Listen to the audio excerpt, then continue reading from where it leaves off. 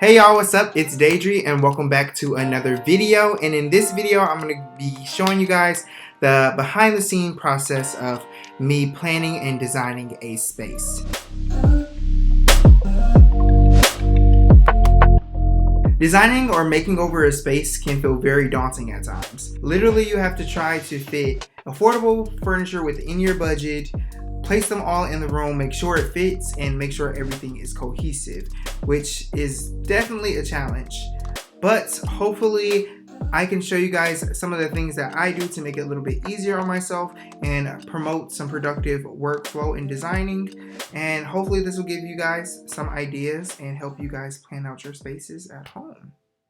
So there are a few steps that I like to start with when designing a room. The first thing I like to do when I'm planning out my designs is assess the space. You really can't do much if you don't know the space that you're designing. This includes measuring the space, knowing how light affects the space. These things will help you so much more if you know them off back when you are trying to plan out a design. Now today I'm going to be using my powder room as a basis for this whole entire thing. I'm basically going to plan out my powder room design with you guys. You guys will see the transformation of that space in the rental rehab video about 2 weeks from now. Yeah, basically I'm going to go ahead and assess the space and see what I can do. Alright y'all, so this is the powder room right here. It's very small, so I don't have a lot of space to work with. It's basically this little rectangle. It almost looks like a closet once the doors close, because the front door looks like a closet, but it's actually a powder room. So the finish of in this bathroom is not my favorite. I like the floor, that's about all. We have like these plastic knobs, which I definitely want to change out. And then we have like this black Formica countertop kind of thing. Not my favorite, but I don't want to do contact paper because there's just a lot of lines and stuff and just kind of over that whole look because I can't find good contact paper anyways. And then we have this mirror here with that light. I took the shade off of it, but I'm definitely thinking about changing that. But here's the mirror. I'm going to change out the mirror. And then I want to change out this faucet. I've never done it before. I've watched some videos on it. It seems to be really easy, but I'm not entirely too sure about that. And then we have this medicine cabinet here, which is there, which I wish wasn't in this bathroom because why do you need a medicine cabinet in a powder room? Not sure. But yeah. So basically what I want to do in here is I want to make a big bold statement in here because it's such a small room and I feel like I can really do that. So thinking of maybe like some wallpaper or something like that, different paint colors, like a whole entire paint color in this whole room, and then getting some towels and accessories, maybe a plant here, just something really cute to really freshen up the space, and then maybe some shelves or pictures up here, and then also just changing out everything. So now that we have assessed the space, it's time to get some inspiration. I love to use Pinterest because it's the perfect place to get inspiration and to also start mood boarding. So as you can see, I've already logged on to Pinterest. I've had this account for years and it literally has any room makeover that I've ever done or designed.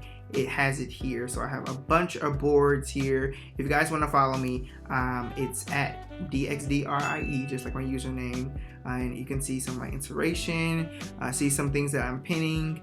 I have all kinds of stuff, not just interior design, but hair, fashion, recipes, things like that. I love to pin here. So what I'm going to do is I'm going to go ahead and search up some keywords so I can get some inspiration on this powder room. So I'm going to go ahead and click the search bar at the top, and I'm just going to search powder room.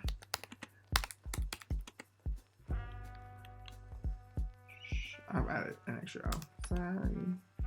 Okay. So powder room, and as you can see, a bunch of things pop up.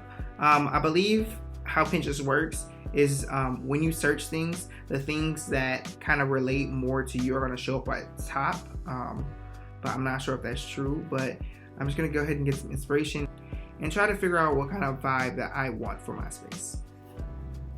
So during this part of the process is basically where I'm just looking for certain photos that spark my interest that kind of describe how I want the room to feel.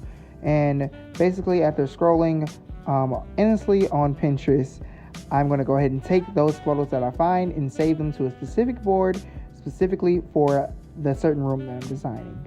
Now, once I felt like I have a good bunch of photos and inspiration, I'm going to go to that board and I'm going to take the best of the best photos that kind of describe how I want the room to feel and just things that I love, kind of certain design features that I want to implement in that space. And I'm going to take that and put that on a mood board.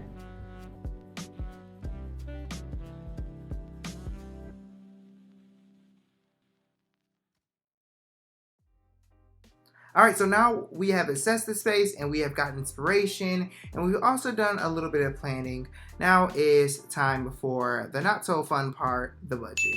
Now, with any room design that you're going to do, a budget is very, very important because it basically gives you the constraints to do what you want to do up to a certain extent. So say I wanted to go ahead and tear out this whole entire vanity and put in a beautiful marble, real marble one, and my budget was only $200, it's no way I'm doing that. Just no. So I need to go ahead and plan on a budget. Now for this bathroom, I want to keep everything very relatively cheap. I am going to spend a little bit of money, I believe. So I'm going to basically budget this room for $150.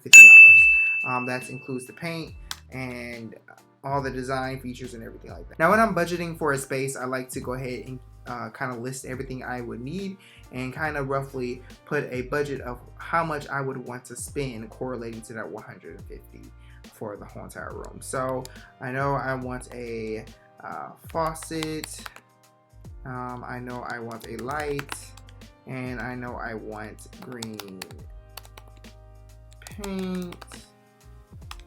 So now I have a faucet, light green paint. I'm gonna go ahead and budget from there. All right, so I'm gonna want a faucet for around $30 just because I've seen faucets on Amazon for around that price and they can get that cheap and they still had pretty good ratings. A light, they're a little bit more expensive, so I'm thinking about $60.